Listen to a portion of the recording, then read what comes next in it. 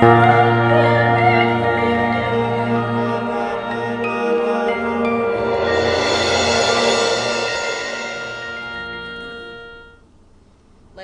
maggots, for example, is a good example, you know? I mean, they're yucky and they stink and they're ugly to look at, but they're beautiful because they have such a important, you know, purpose on the planet, you know?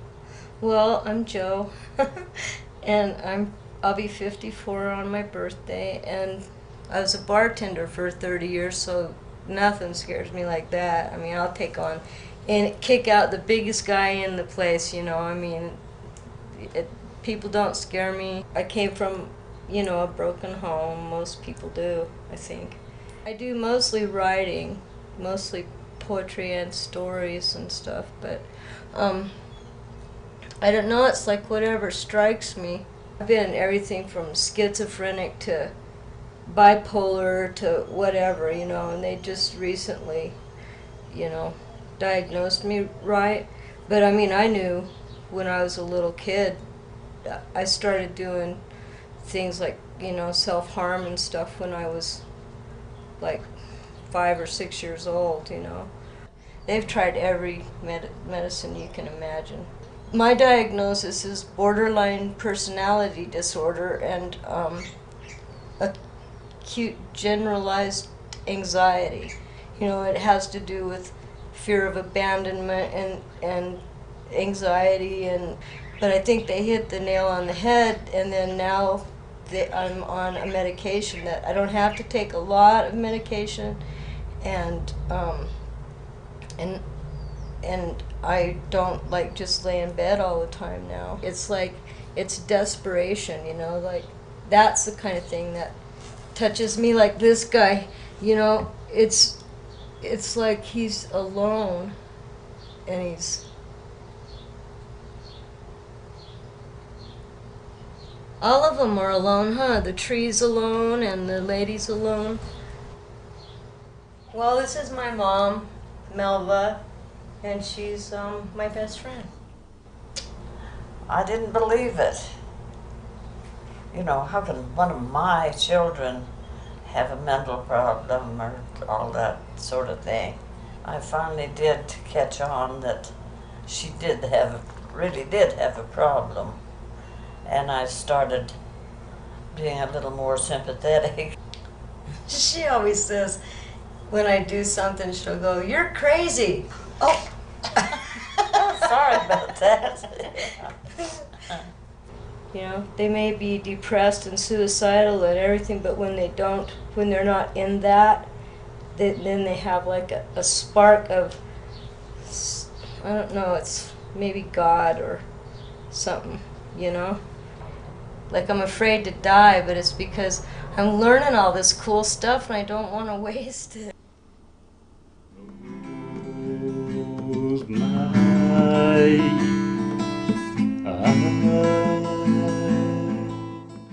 Okay, my name's Jeffrey Allen D. And 31. I was born in 1975.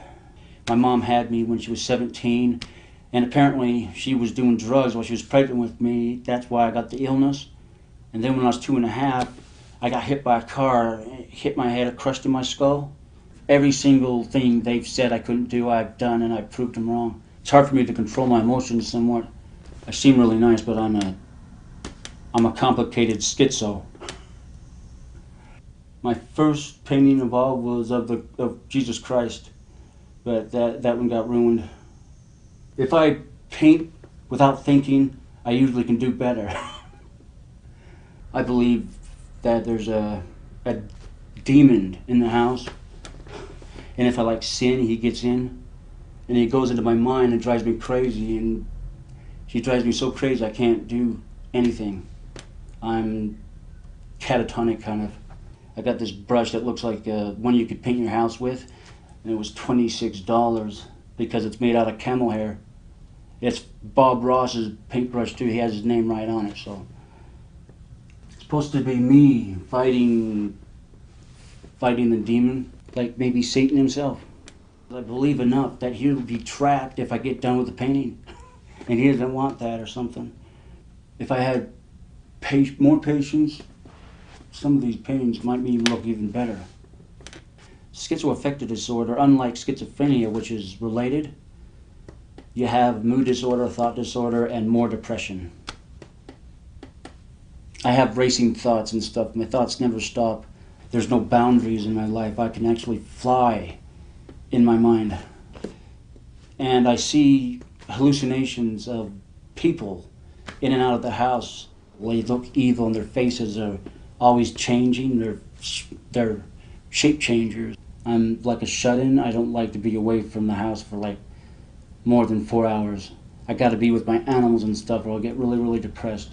Well, I have those rats. They're 45 rats. I used to breed rats. But I found out that you don't want to breed mother and son or daughter and brother.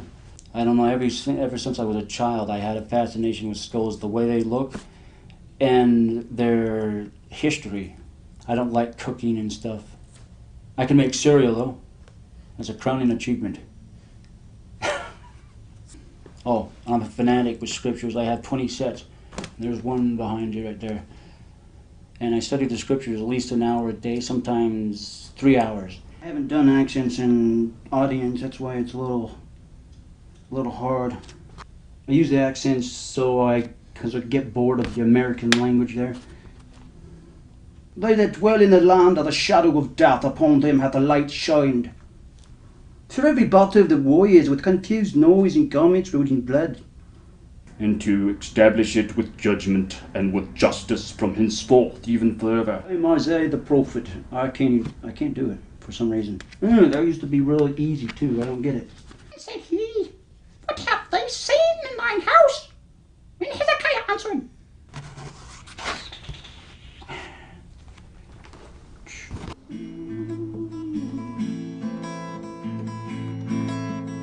All we are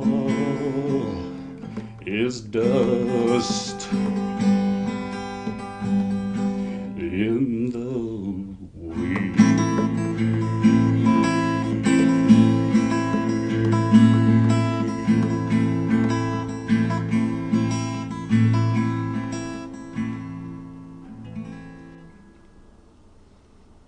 Yeah, well, I called 911 and I said, you know, this is what's going on with me, and I don't know whether this is an emergency or not. I can't drive. And while I was in the emergency room where they were observing me, I had the feeling that the entire thing was actually a movie set because it hadn't been that long since I'd been on a movie set. And it was a very strange experience. Then I came home and tried to write about it, and I wrote a piece called "Squirrels in the Attic" because I at the same time as returning from the hospital, I had squirrels invade my attic. So I'd like to publish, and I don't know what that would do to my life. I mean, you know, I don't know how having a little money and being able to support myself while I write would, you know, that would probably make things quite a bit easier. I have known people who are bipolar who went off their drugs because they could not stand the side effects of the drugs and because they felt it made them not creative anymore. And that's frightening, you know, that's a terrifying thing to an artist. But the periods of creativity for me have come, there was a period in my 20s when I did a lot of batik and I was feverishly creative. And then it goes. And when it's gone, it's gone. And then there were periods of time in my mid-30s when I did a lot of painting and drawing. And I sold paintings and drawings. I was amazed that anybody wanted to buy them. And somebody would say, what can I buy that and how much is it? And I would say, well, $10. And they would say, oh no, you know, that's not right. But I always worked in some connection with either modeling or acting or in some fashion in the entertainment industry. I've married 3 times and never made good choices about partners to marry, and always married for some reason other than what one would conventionally think of as a good reason. I had a really good therapist in Santa Barbara. I always get a therapist. That's the first thing I do whenever I move somewhere. Immediately I find a good therapist, and it may take 2 or 3 tries. I get suicidal in the winters. I mean, I have these, and I have done my suicide attempts, and I know that I'm capable of them, and I know how to do it more successfully now. And they're always more expensive. Every time a new drug comes out, it's another couple of $100s a month. And that's prohibitive for a lot of people. There are times when depression is so bad, so unbelievably bad, you can't talk, you can't think, you can barely move. Everything aches. You feel like you have the flu. I've gone through episodes thinking, this can't be depression. This is so much worse than the depression. This has to be some endocrine problem, or something is really wrong with me. And I've gone to doctors, had my internist send me to specialists trying to rule out everything else. And it's depression. One of the frightening things about being that depressed is if something else happened to you, you wouldn't know it. You know, you would write it off to depression. Dad was diagnosed with schizophrenia when I was 5 years old, my biological father, and he was institutionalized. And that was the time when when bipolar disorder was really misunderstood and people were being diagnosed with schizophrenia. It makes me sad that people who live with people with bipolar disorder don't take the time to read about it. It makes me sad that people with bipolar disorder don't take the time to read about it, because they'd find I've had experiences in different groups throughout my life where people, particularly recently, where people want to believe that their illness is curable and that there will come a time when they don't need to take their medicine anymore. And I don't think that's a very healthy illusion to live with. I think what you need to do is realize that you have an illness that you will have all your life, and that maybe it gets worse as you get older. It has for me. And to some extent, I am, in a way, trapped here by my illness. If it were not for my bipolar disorder, I maybe would be traveling. Maybe I'd sell this place and move to New Zealand. I don't know. Go back to Italy. I loved it there. You know, I loved it in Santa Barbara. Santa Barbara is a very expensive place to live, though. But no, I have a safety net, and that's a big part of why I stay in Salt Lake. My name is Russell Davis. I'm 52 years old. I'm a painter, and I have schizophrenia. Art has really improved my life a lot. It's really saved me, you know. And I'm not really selling too many of my paintings right now because I want to save them up and have a show of some kind. I've given a lot away too. I give a lot away. I shouldn't do that because it makes the people that buy them mad. So I got to quit doing that. There's a lot of prejudice out there against mentally ill. A lot of good people too. A lot of good people that are not prejudiced too. I've been toying with the idea of a hot dog shaped diner. A hot dog shaped diner for quite a while, and I finally did it. And it's just a street scene. I do a lot of these cityscape cartoon-like street scenes, and I think this is one of my best, in my opinion. The name of the painting is Hot Diggity Dog. You know, there's no yellow cab going here, and advertisement there for yellow cab. That's a real Salt Lake number there. And Joe's Club, and I do a lot of these scenes, but they go pretty fast. People want them. I don't know why, but they want them. Prayers help, not only mine, but like my mother's and other people that care about me, you know. just keep myself busy. Art keeps me away from drugs, because I can't do art when I'm stoned. I mean, it just gives me a block. I've been on medication since I was 16, and I'm 52 now. It's very expensive. I really wish it was. It makes me feel really bad that the taxpayers have to pay that much money, but what can we do, you know? It's like life or death. You know, schizophrenia is not all bad. You know, there's good parts about it, like, and it does make you more creative. I'm pretty sure it does, you know? There's some really smart people with schizophrenia. I was born in 1953 and grew up in the 50s and 60s. And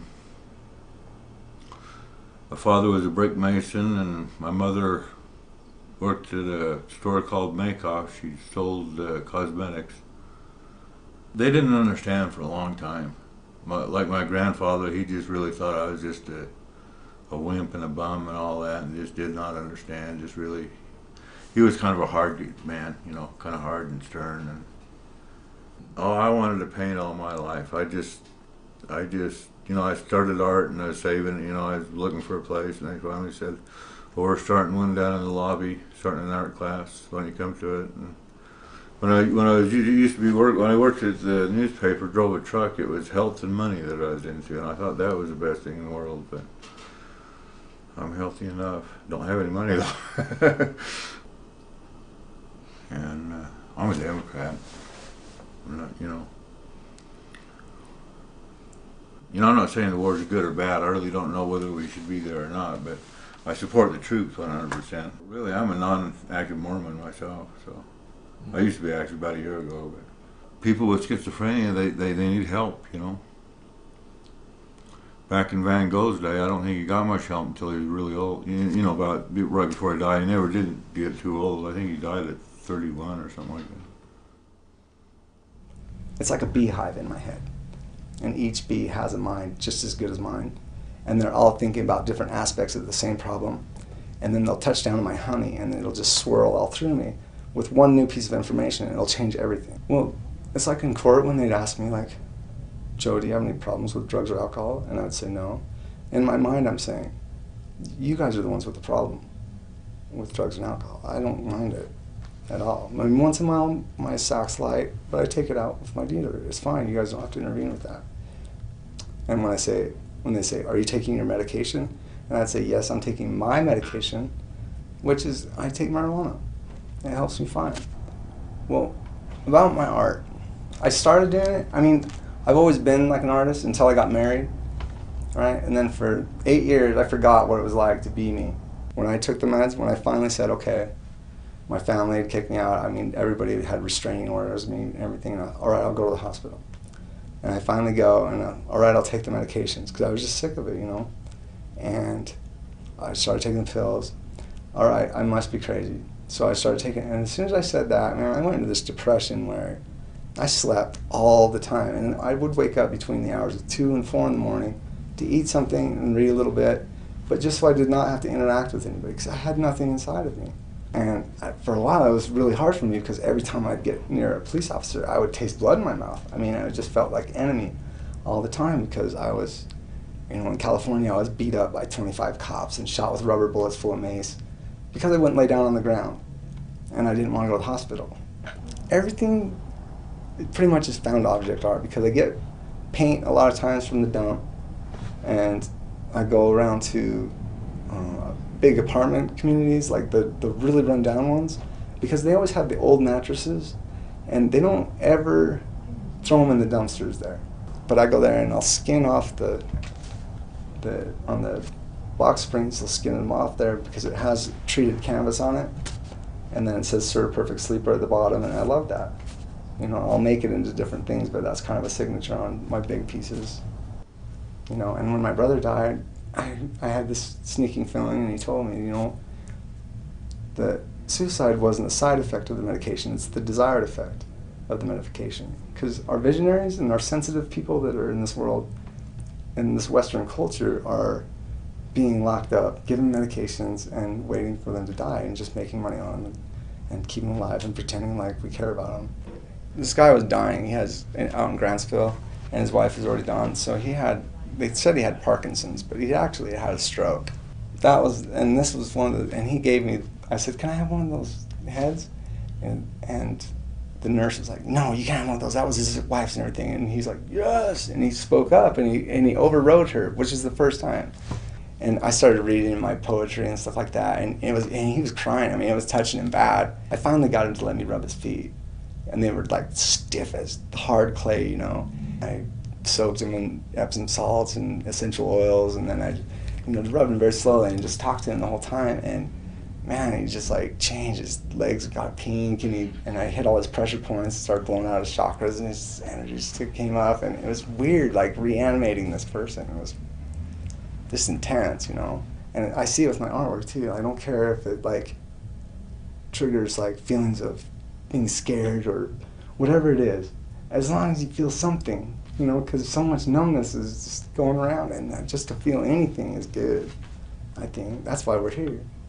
But what I realized in jail was that the curses are the blessings. Like the hardest things in my life were the things that made me strong and good. And when I got to a point where they could no longer cage me because my mind was free, that was the gift. I got past a lot of stuff. I like cops now. I kickbox with them down in Cedar City, you know. I teach them like kickboxing, and I need adult supervision when I'm like trying to archive my stuff. Like I should not be allowed to touch my artwork once it reaches certain points of poignancy where people actually get something out of it.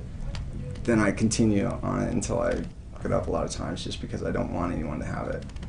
Like the energy that comes through me and the stuff that's putting into the art, like it then has its own spirit, you know what I mean? So even when I'm gone, like people have a feeling from this, you know what I mean? So it is life, you know what I mean? In a way. And it belongs to itself and it has its own, it's weird.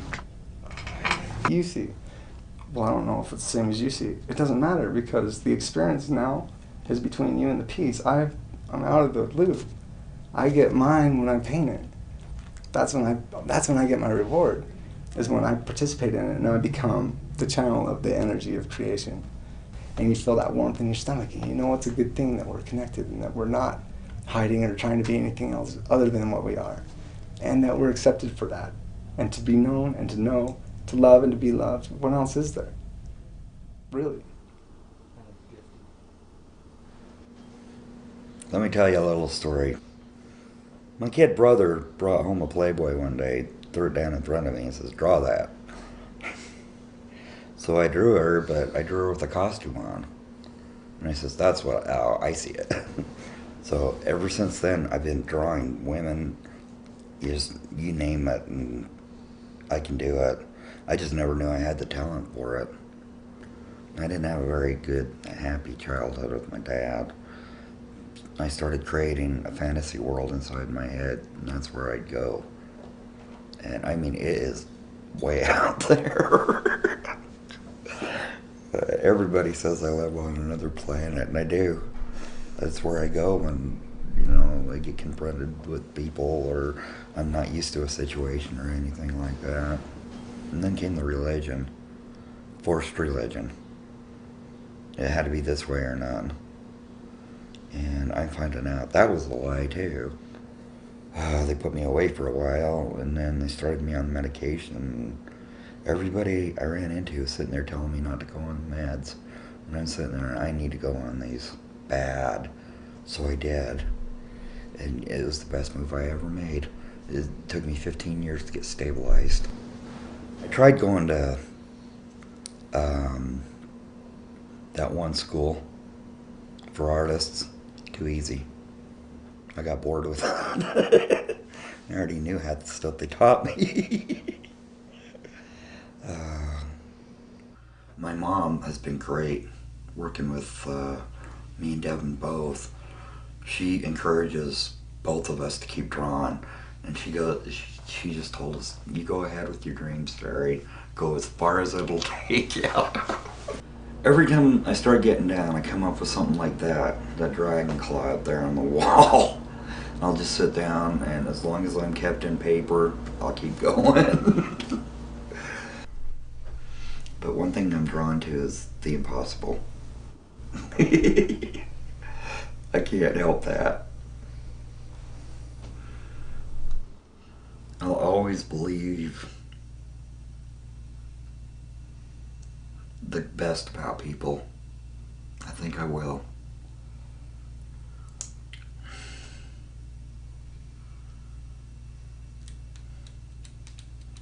I think I'd be dead by now. If it wasn't for her, I think that's what saved me in the long run. And knowing that there's people actually there that really care, you know. I was at one point where I didn't think anybody did anymore. I'm still gonna dream. I'm still gonna dream. That's the best thing I can do.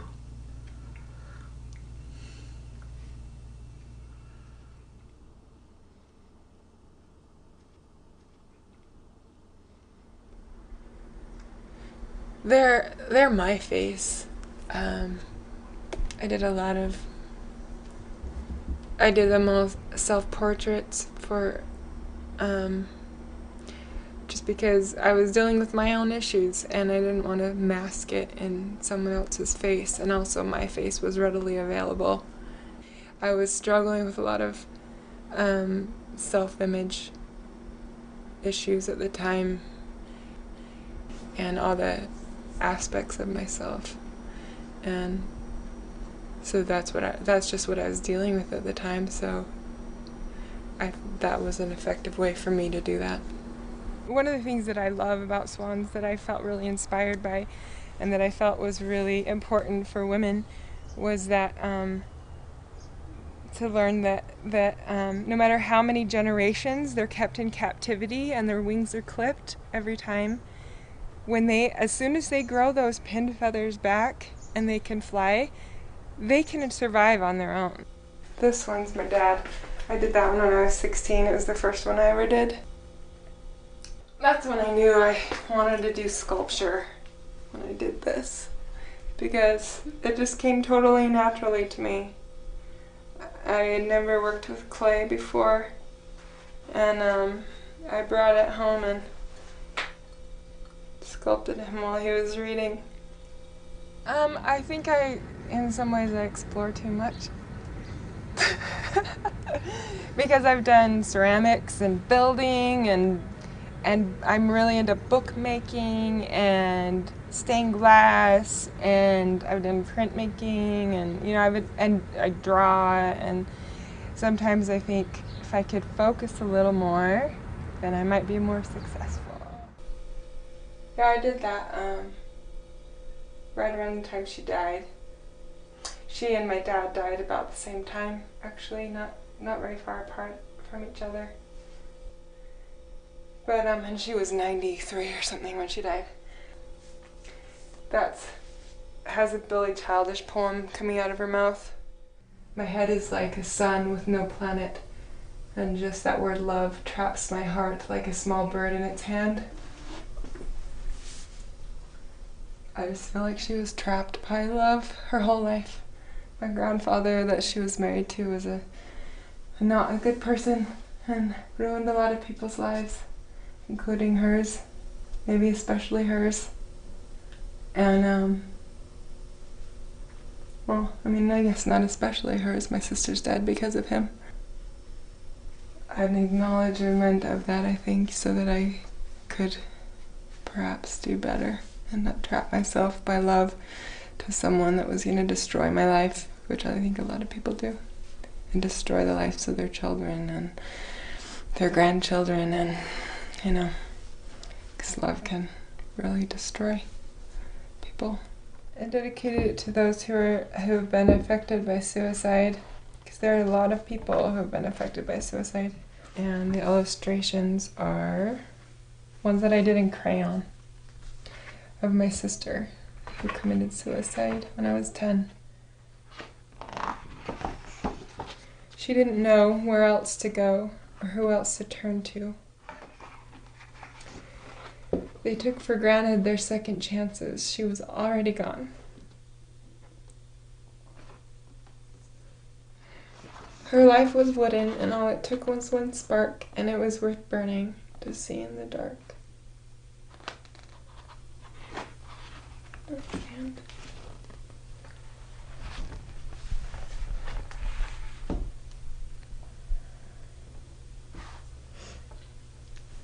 I haven't ever read that out loud before. She shot herself in the head. Which takes a lot of determination, I think. When I was 17, I attempted suicide. I OD'd. And so I was in the hospital, the mental ward in the hospital for a while. I was diagnosed as bipolar. I feel like if I had not decided at one point that I was not going to accept the diagnosis of bipolar, I would be bipolar. You know, I wouldn't be able to function in this world. I mean, I was really struggling. I would probably not exist on this planet anymore. For me, when I've seen art that has been just someone working, I mean, I think it's really important to express your emotions through art, but when that doesn't help you to heal, I don't see the point of it. I mean, I've had art that really has gone into my depths and been not beautiful,